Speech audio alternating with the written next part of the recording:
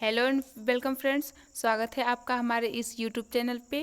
Friends, आज हम लोग सी टेट के प्रीवियस ईयर क्वेश्चन जो ईवीएस के भाग से पूछ गए हैं उन क्वेश्चनों पर डिस्कस करेंगे। ठीक है ना फ्रेंड्स, आई होप आपको यह वीडियो बहुत ही ज़्यादा हेल्पफुल मिलेगी। ठीक है, चलते हैं अपने क्वेश्चन की ओर। प्राथमिक स्तर पर पर्यावरण अध्ययन की बाल केंद्रित प्रकृति किसके कारण है?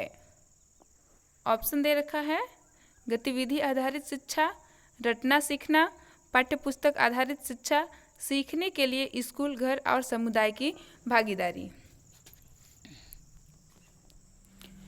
तो जो ऑप्शन हमारा पहला है गतिविधि आधारित शिक्षा, है ना, तो ये सही हो जाएगा। गतिविधि आधारित शिक्षा बाल केंद्रित शिक्षा की प्रकृति के कारण है ना। और यहाँ पे जो बी नंबर है रटना सीखना, ये गलत है।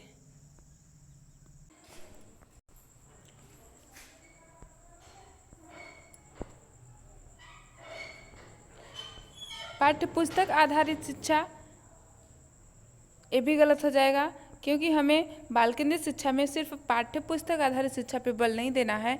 पाठ्यसहगामी जैसे कि खेलकूद और पाठ्यक्रम के अलावा भी बाकी हर चीज़ों का ध्यान देना है। सीखने के लिए स्कूल, घर और समुदाय की भागीदारी, डी ऑप्शन करेक्ट है। सीखने के लिए स्कूल, घर और समुदाय की भागीदारी जरूरी है। ठीक है ना फ्रेंड्स, तो हमारा जो ऑप्शन है ए और डी सही है। चलते हैं ऑप्शन में, देखते हैं कि ए और डी कौन सा है। फोर्थ ऑप्शन करेक्ट हो जाएगा दोस्तों, ए और डी हमारा सही है। चलते हैं नेक्स्ट क्वेश्चन पे। नेक्स्ट है प्राथमिक स्तर पर पर्यावरण अध्ययन का उद्देश्य है बच्चों को अपने स्वयं के सीखने पर प्रतिबिंबित करने के लिए प्रोत्साहित करना, बच्चों को पर्यावरणीय समस्याओं को हल करने में सक्षम बनाना, बच्चों को नए ज्ञान का सृजन करने के लिए संलग्न करना, बच्चों को ज्ञान के एक निश्चित निकाय के प्राप्तिकर्ता के रूप में व्यवहार करना। फ्रेंड्स, प्राथमिक स्तर पर ईवीएस का उद्देश्य यह है कि बच्चों को स्वयं के सीखने पर प्रतिबिंबित करने के लिए प्रोत्साहित करना। ये ऑप्शन सही है। ठीक है, पर्यावरणीय समस्याओं को हल करने में सक्षम बनाना, ये बात भी सही है। ठीक ना, बच्चों को नए ज्ञान के सृजन करने के लिए संलग्न करना, सी भी ऑप्शन सही है। ठीक है, बच्चों को ज्ञान के एक निश्चित निकाय के प्राप्तिकर्ता के रूप में व्यवहार करना। फ्रेंड्स, प्राथमिक स्तर पर हम बच्चों को ज्ञान के निश्चित निकाय के प्राप्तिकर्ता के रूप में व्यवहार करने के लिए उसकी आशा नहीं रख सकते हैं। ठीक है ना, तो यहाँ पे जो ऑप्शन है ए, बी और सी सही हो जाएगा। ऑप्शन नंबर पहला हमारा सही हो जाएगा। चलिए नेक्स्ट क्वेश्चन पे। नेक्स्ट क्वेश्चन है कि प्राथमिक स्तर पर पर्यावरण अध्ययन के संबंध में निम्नलिखित में से कौन सा कथन सत्य है ना। ऑप्शन है हमारा पर्यावरण अध्ययन विज्ञान, सामाजिक विज्ञान और पर्यावरण शिक्षा की अवधारणा और मुद्दों को एकीकृत करता है। बिल्कुल करेक्ट बात है। पर्यावरण अध्ययन, प्राथमिक स्तर पर जो पर्यावरण अध्ययन है ना, वह सामाजिक विज्ञान और पर्यावरण और विज्ञान तीनों को एकीकृत रूप में देखता है। मतलब हमें जो बच्चे को ईवीएस के पाठ्य पुस्तक है उसमें विज्ञान, सामाजिक विज्ञान और पर्यावरण अध्ययन तीनों को समेकित किया जाना चाहिए। ठीक है ना, चलते हैं नेक्स्ट क्वेश्चन पे। नेक्स्ट क्वेश्चन है प्राथमिक स्तर पर ईवीएस सीखने के लिए चुनौती है रटना सीखना, सम्मित आधारित सीखने का स्तर, अवधारणाओं का विवरण, बच्चों को अपने लिए ज्ञान का निर्माण करने का अवसर देना। हमारा फोर्थ ऑप्शन सही हो जाएगा। फ्रेंड्स, एक महत्वपूर्ण चुनौती है कि बच्चों को अपने ज्ञान के निर्माण के लिए खुद का अवसर दें उन्हें। अब हम उन्हें अवसर देंगे तो रुचि प्राप्त करेंगे सीखने में और उनमें जिज्ञासा की भावना जागृत होगी। फोर्थ ऑप्शन करेक्ट हो जाएगा। ठीक है ना, नेक्स्ट क्वेश्चन को देखते हैं। बच्चों के लिए ईवीएस कक्षा में अधिकतम क्या होना चाहिए? वाद विवाद का प्रावधान, अनुभवात्मक सीखना, कहानियाँ, तथ्य एवं सूचनाएं। फ्रेंड्स, वाद विवाद का प्रावधान बिल्कुल करेक्ट है। अनुभव, एक्सपीरियंस देके हम सिखाएंगे उसको, सही है। कहानियों के माध्यम से सिखाएंगे, ये बात भी सही है। तथ्य और सूचनाएं, सिर्फ हम उसको सूचना के रूप में और तथ्य मतलब कि कॉन्सेप्ट के रूप में बता देंगे, सिर्फ उसको लिखा जो लिखा हुआ होता है उसके माध्यम से हम, ये जरूरी हो नहीं होता है, ठीक है ना। ऑप्शन देखते हैं ए और बी और सी किस में है, ठीक है। थर्ड ऑप्शन करेक्ट हो जाएगा हमारा, ए बी और सी ऑप्शन सही है। चलिए नेक्स्ट क्वेश्चन देखते हैं। प्राथमिक स्तर पर ईवीएस के पाठ्यक्रम में उप विषय है परिवार और दोस्त, आश्रय, पौधे, यात्रा। फ्रेंड्स यहाँ पे बता दें कि जो परिवार और दोस्त है ना, ये थीम है, मतलब विषय है, उप विषय नहीं है। आश्रय ये भी विषय है ना, यात्रा ये भी विषय है, लेकिन जो पौधा है ये उप विषय के अंतर्गत आता है, फैमिली एंड फ्रेंड्स के उप थीम के अंदर, है ना। चलते हैं नेक्स्ट क्वेश्चन को देखते हैं। ईवीएस की सार्थक सीख दी जा सकती है। ईवीएस सामग्री को विषयगत रूप से आयोजित करके, वास्तविक संवाद और वृत्तांत के द्वारा, प्रयोग के द्वारा, विद्यार्थियों द्वारा दिए गए उत्तरों का मौखिक मूल्यांकन। तो ईवीएस यानी कि पर्यावरण अध्ययन की सार्थक सीख जो है ना, ईवीएस सामग्री को विषय रूप से आयोजित करके, ये ऑप्शन सही है। हम किसी भी सामग्री को विषय रूप से आयोजित करके ज़्यादा बेहतर सिखा सकते हैं। वास्तविक संवाद और वृत्तांत के द्वारा, बी ऑप्शन भी सही हो जाएगा। संवाद और वृत्तांत के द्वारा उसको सिखा सकते हैं। प्रयोग के द्वारा, किसी भी प्रयोग करने से सीखने की प्रक्रिया बढ़ जाती है, यह भी बिल्कुल सही है। विद्यार्थियों द्वारा दिए गए उत्तरों का मौखिक मूल्यांकन, ये बात गलत है फ्रेंड्स। उनके उत्तरों से हम नहीं सिखा सकते हैं, ठीक है ना। देखते हैं हमारा ऑप्शन कौन सा ए बी सी है। Fourth option is the correct हो जाएगा दोस्तों, यहाँ पे फोर्थ ऑप्शन हमारा करेक्ट हो जाएगा। चलिए नेक्स्ट क्वेश्चन को देखते हैं। ईवीएस के संबंध में प्रासंगिकता का मतलब, ठीक ना। ईवीएस को सरल से जटिल तक सीखना, ज्ञात से अज्ञात की ओर ईवीएस सीखना, उदाहरणों के माध्यम से ईवीएस सीखना, ईवीएस सामग्री को वास्तविक जीवन स्थितियों और विद्यार्थियों के तत्काल वातावरण से जोड़कर सीखना। प्रासंगिकता यानी कि संदर्भ में सीखना। संदर्भ का सीखना यह कि अपनी वातावरण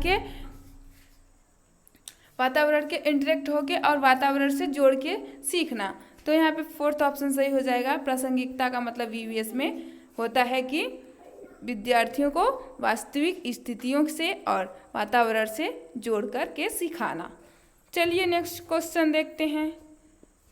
नेक्स्ट क्वेश्चन है, भोजन विषय के मुद्दे विद्यार्थियों के लिए सार्थक और प्रामाणिक हो सकते हैं यदि मुद्दों के इर्द गिर्द समूह कार्य और चर्चाएं आयोजित की जाती हैं, प्रश्नोत्तरी आयोजित की जाती हैं, शिक्षकों द्वारा प्रदर्शन दिए जाते हैं, पाठ्य पुस्तक संसाधनों के रूप में शामिल हैं, है ना। तो जो हमारा ईवीएस के अंतर्गत फूड थीम है ना, इसके लिए विद्यार्थियों के लिए सार्थक और प्रामाणिक हो सकते हैं। तो मुद्दों के इर्द गिर्द समूह कार्य और चर्चाएं आयोजित करके, फ्रेंड्स फर्स्ट ऑप्शन सही हो जाएगा कि किसी भी सब्जेक्ट के आसपास ग्रुप को हम चर्चाओं में आयोजित करेंगे, समूह में कार्य देंगे, तो बच्चे सार्थक और प्रामाणिक रूप से सीखेंगे, है ना। चलिए नेक्स्ट क्वेश्चन है, ईवीएस सीखने के लिए कौन सबसे अच्छा संसाधन हो सकता है। क्षेत्र भ्रमण का आयोजन, स्कूल पुस्तकालय, ट्विटर, फेसबुक। फ्रेंड्स यहाँ पे ईवीएस सीखने के लिए सबसे अच्छा संसाधन क्षेत्र भ्रमण है। जैसे कि हम बच्चे को कहीं भी क्षेत्र भ्रमण के लिए, पिकनिक के लिए ले गए, तो वह सीधे वास्तविक दुनिया से अट्रैक्ट होंगे और वास्तविक दुनिया से सीधे सीखेंगे, है ना। उनको स्वयं सीखने की प्रक्रिया में अवसर प्रदान होता है ऐसा क्षेत्र भ्रमण करने से। तो यहाँ पे फर्स्ट ऑप्शन सही हो जाएगा। चलिए नेक्स्ट क्वेश्चन देखते हैं। नेक्स्ट क्वेश्चन है, जल थीम से संबंधित मुद्दों को प्रभावी ढंग से सीखा जा सकता है यदि रोल प्ले आयोजित किए जाते हैं, बच्चों के बीच वास्तविक संवाद को प्रोत्साहित किया जाता है, संरचित क्षेत्र भ्रमण आयोजित की जाती है, बच्चों को निबंध लिखने के लिए कहा जाता है। बताइए यहाँ पे क्या होगा? जल थीम से संबंधित मुद्दों को प्रभावी ढंग से कैसे सीखेंगे, है ना फ्रेंड्स। ऑप्शन पहला रखा है कि रोल प्ले आयोजित करके। तो हम यदि रोल प्ले एक ऐसी विधि है जिसमें बच्चों को भूमिका निर्वहन कराया जाता है, ठीक है ना, तो ये रोल प्ले सबसे अच्छी टेक्निक होती है। बच्चे के बीच वास्तविक संवाद को प्रोत्साहित किया जाता है, बिल्कुल करेक्ट है। हम बच्चे के वास्तविक संवाद वाद विवाद प्रतियोगिता के माध्यम से अच्छी तरह से उसे सिखा सकते हैं। संरचित क्षेत्र भ्रमण आयोजित की जाती है। फ्रेंड्स, ईवीएस में क्षेत्र भ्रमण वेरी इंपॉर्टेंट है बच्चों को सीखने के लिए, अवसर देने के लिए, ठीक है ना। चलिए, बच्चों को निबंध लिखने के लिए कहा जाता है। निबंध लिखना गलत बात है, क्योंकि हम सिर्फ ईवीएस में बच्चों को निबंध लिखवा करके उनके सीखने की प्रक्रिया को प्रभावी ढंग से नहीं सिखा सकते हैं, ठीक है ना। तो यहाँ पे ऑप्शन हमारा ए, बी और सी तीनों सही हैं। चलिए ऑप्शन में देखते हैं कि ए, बी, सी किसमें है। फर्स्ट ऑप्शन में ए, बी और सी तीनों है, इसलिए फर्स्ट ऑप्शन हमारा राइट हो जाएगा। फ्रेंड्स, चलते हैं नेक्स्ट क्वेश्चन पे। नेक्स्ट क्वेश्चन है, ईवीएस पाठ्यपुस्तकों में ईवीएस सीखने के लिए वास्तविक घटनाएं होती हैं क्योंकि वे सीखने के समृद्ध स्रोत हैं। वे बच्चों के लिए प्रासंगिक वातावरण प्रदर्शित करते हैं। वे पहले की परिचित घटनाओं को फिर से देखने का अवसर प्रदान करते हैं। शिक्षक आसानी से ईवीएस के विषयों के आसपास शिक्षण अधिगम प्रक्रिया का संचालन करते हैं। फ्रेंड्स, यहाँ पे जो ईवीएस सीखने के लिए पाठ्य पुस्तकें वास्तविक घटनाएं होती हैं, तो वे सीखने के समृद्ध स्रोत हैं। फर्स्ट ऑप्शन सही हो जाएगा। वे बच्चे के लिए प्रासंगिक वातावरण प्रदान करते हैं, ये भी सही हो जाएगा। वे पहले की परिचित घटनाओं को फिर से देखने का अवसर प्रचित करते हैं, यह भी सही हो जाएगा। शिक्षक आसानी से ईवीएस के विषय के आसपास शिक्षण अधिगम प्रक्रिया का संचालन करते हैं, ये फ्रेंड्स गलत हो जाएगा, क्योंकि यहाँ शिक्षक से कोई लेना देना नहीं है। हम शिक्षक के हित के बारे में नहीं सोचते हैं ईवीएस पेडागोजी में, ठीक है ना। चलते हैं ऑप्शन देखते हैं एबीसी कौन सा है। फोर्थ ऑप्शन करेक्ट हो जाएगा फ्रेंड्स, ठीक है ना। चलते हैं नेक्स्ट क्वेश्चन पे।